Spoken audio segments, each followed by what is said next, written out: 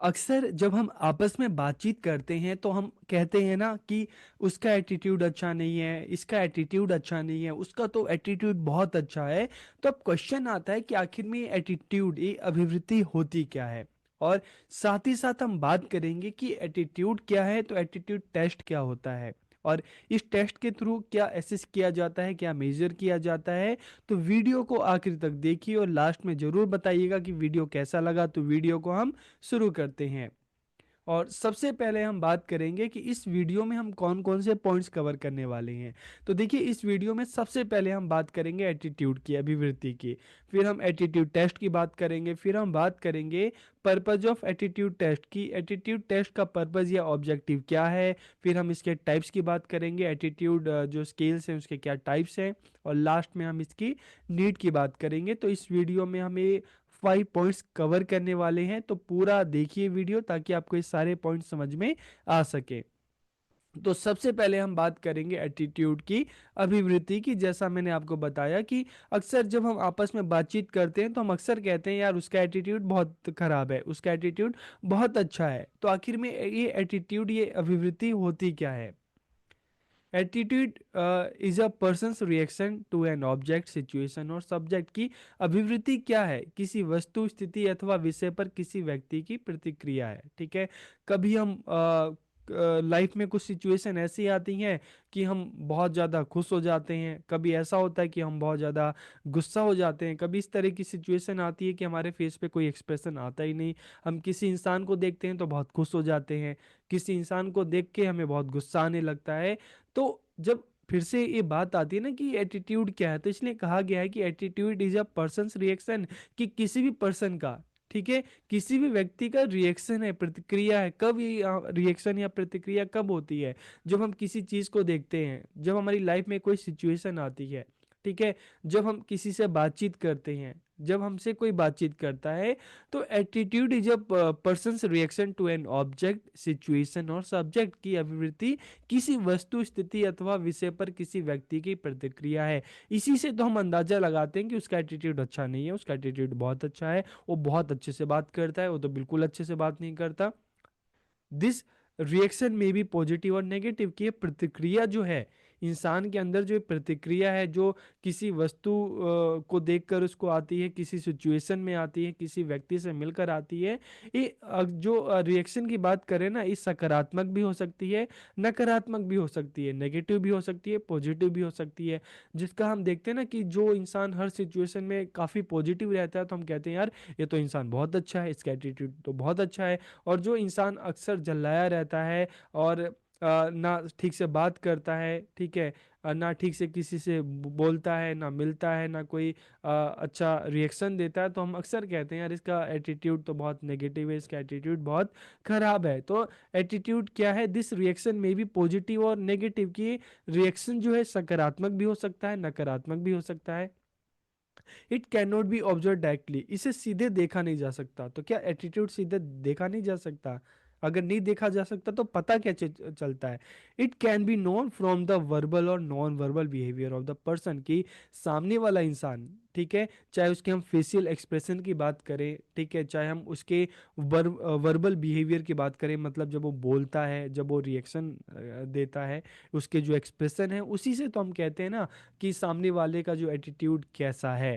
तो एटीट्यूड किस तरह से पता लगाया जा सकता है, it can be known from the verbal और non verbal behaviour of the person, की इसे व्यक्ति के मौखिक अथवा गैर मौखिक व्यवहार से जाना जाता है। जब कोई आपसे बातचीत करता है, उसका आपको देखकर क्या एक्सप्रेशन होता है, किसी और को देखकर क्या एक्सप्रेशन होता है, किस तरह से बातचीत करता है, आपकी बातचीत आपके पेरेंट्स से कैसी है, आपके फ्रेंड से कैसी है, आपके टीचर से कैसी है, और जो अननोन लोग हैं उनसे कैसी है। तो इसी वर्बल और नॉन वर्बल जो हमारा बिहेवियर है, इसी के आधार पर तो हम किसी के एटीट्यूड का, किसी के अभिवृत्ति का पता लगाते हैं। ठीक है। तो यहाँ पर आपको ये समझ में आ रहा होगा कि एटीट्यूड क्या होता है, अभिवृत्ति क्या होती है।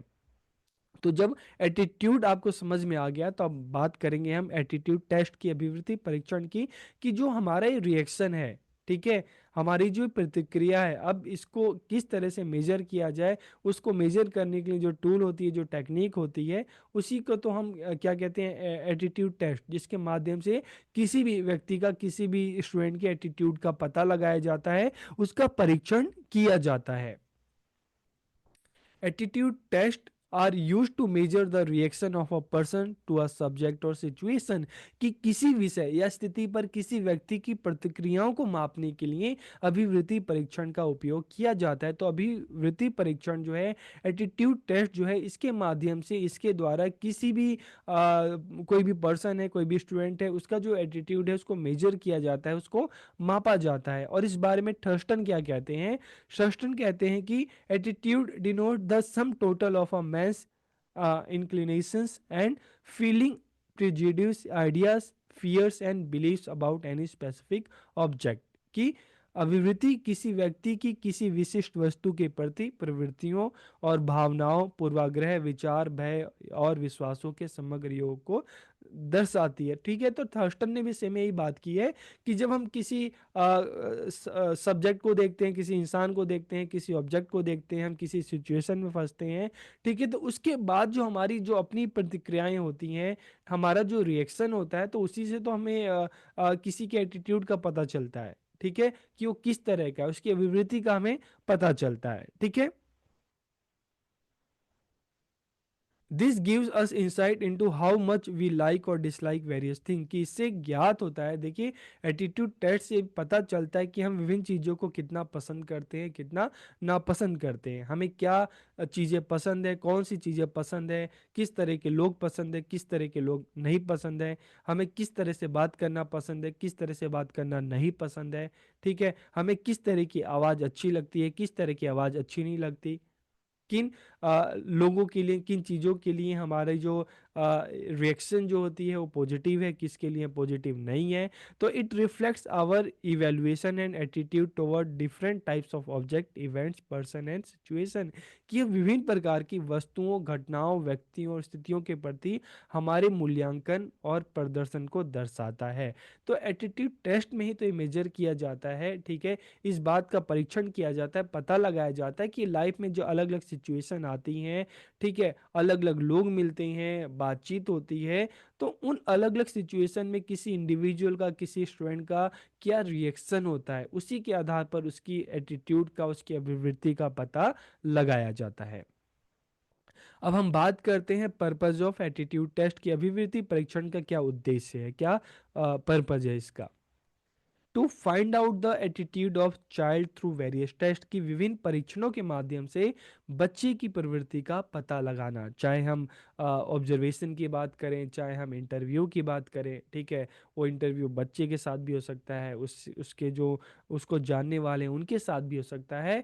तो पर्पज ऑफ एटीट्यूड टेस्ट क्या है? कि to find out the attitude of child through various test, की विभिन्न परीक्षणों के माध्यम से बच्चे की प्रवृत्ति का पता लगाना कि बच्चे की प्रवृत्ति क्या है, अलग अलग सिचुएशन में उसका क्या रिएक्शन होता है, अलग अलग लोगों के प्रति उसकी क्या प्रतिक्रियाएं हैं।